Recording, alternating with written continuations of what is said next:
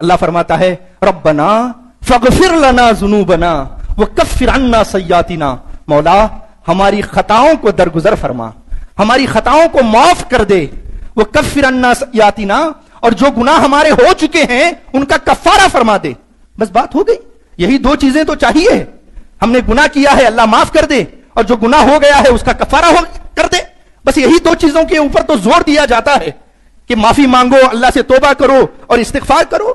اسی پر تو زور دیا جاتا ہے۔ لیکن زور دینے والے ذرا قرآن مجید میں غور کریں کہ اللہ رب العزت کو ان دو چیزوں کے علاوہ بھی ایک اور چیز مقصود ہے، جس کی وجہ سے خود اللہ اپنے کلام میں اپنے بندوں کو دعا کرنے کی ہدایت دے رہا ہے، اور وہ تیسری چیز کیا ہے؟ وَتَوَفَّنَا مَعَ الْأَبْرَارِ، مولا جو تیرے برگزیدہ بندے ہیں، جو تیرے محبوب بندے ہیں، ان کے ساتھ ہماری موت فرما،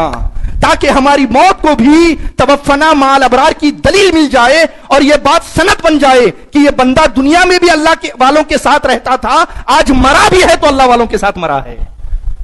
یہی وجہ ہے بدر کا میدان ہے، ایک صحابی زخموں سے چور اسی لیے تڑپ رہا ہے، حملہ ہو چکا ہے، جنتی فرشتے انتظار کر رہے ہیں کب یہ جائے تو کب ہم آئیں، فرشتے انتظار کر رہے ہیں، جنت کے دروازے اس کے لیے کھل چکے ہیں، اس کے باوجود ایک تڑپ پریشان کر رہی ہے، اور وہ کیا ہے کہ حضور زندگی جیسے جینی تھی جی لی ہے، اور آپ کے ہاتھ پر ایمان لانے کے بعد گناہ بھی معاف ہو گئے ہیں اور کفارہ سیئات کا معاملہ بھی اللہ فرما ہی دے گا، لیکن حضور یہ جو آخری حکم ہے توفنا مع الابرار، دل کو ایسا بے چین کر رہا ہے، جی چاہتا ہے آپ کے قدم ہو اور میرا لاشا ہو، اور میرا جو آخری دم نکلے اس کے گواہ آپ ہو جائیں، اور آپ کی رخ زیبا کو دیکھتے دیکھتے میں اس دنیا سے چلا جاؤں۔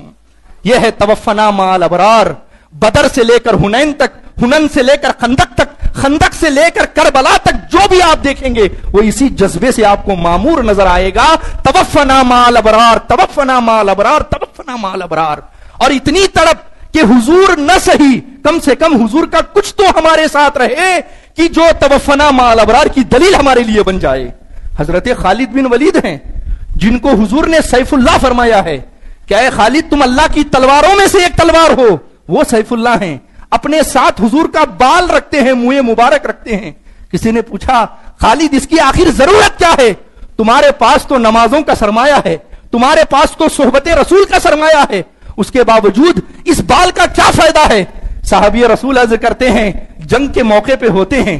دور دراز میں ہوتے ہیں، پتہ نہیں اللہ کی طرف سے کب بلاوا آ جائے اور کب جانا پڑ جائے، اگر وہیں سے جانا پڑ جائے حضور نہ صحیح کم سے کم حضور کا کچھ تو ہمارے ساتھ رہے جو توفنا مع الابرار کی دلیل ہمارے لیے بن جائے۔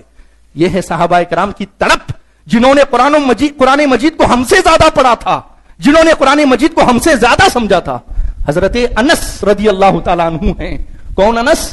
جنہوں نے 10 سال مستقل حضور کی رفاقت میں گزارا ہے، جنہوں نے 10 سال۔ اور حضرت انس کی پرسنالٹی وہ ہے کہ اگر کوئی میلی نظر سے حضرت انس کو بس دیکھ لے تو اس کا ایمان میلا ہونے سے نہیں بچ سکتا، وہ ہے حضرت انس۔ آخری وقت ہے، اپنے قریب ترین ساتھی کو بلاتے ہیں اپنے بازو میں، اپنے پہلو میں، اور بلا کر فرماتے ہیں کہ میرے دوست، میرے بھائی، میرا ایک کام کرو گے؟ عرض کیا حضور فرمائیے، ضرور کروں گا۔ کہا ایسے نہیں، پہلے قسم کھانی پڑے گی، وعدہ کرنا پڑے گا، بہت ضروری کام ہے، کوئی ایسا ویسا کام نہیں ہے، بغیر قسم کے تو بھروسہ ہی نہیں کیا جا سکتا۔ لہٰذا جب انہوں نے قسم کھا لی، توجہ سے سننا،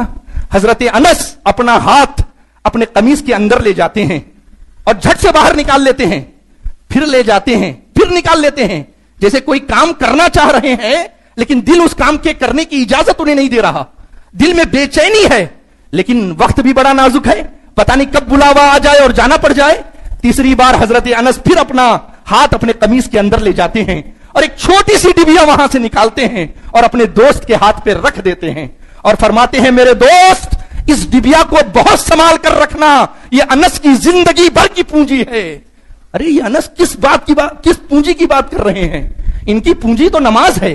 ان کی پونجی تو صدقہ و خیرات ہے، ان کی پونجی تو جہاد ہے، ان کی پونجی تو زندگی بھر کی دعوت و تبلیغ ہے، ان کی پونجی تو حضور کی صحبت ہے، یہ کس پونجی کی بات کر رہے ہیں؟ اور یاد رکھیں یہ وہی انس ہیں جن کا قول اور فعل قیامت تک امت کے لیے دلیل بنتا رہے گا، کوئی عام مولوی نہیں ہے، وہ انس فرما رہے ہیں کہ یہ زندگی بھر کی پونجی ہے क्या हजरत अनस की सारी जिंदगी भर की पूंजी सिमट कर एक छोटी सी डिबिया में आ गई है? हजरत अनस अपने दोस्त से फरमाते हैं, मेरे दोस्त इसे बहुत संभाल कर रखना,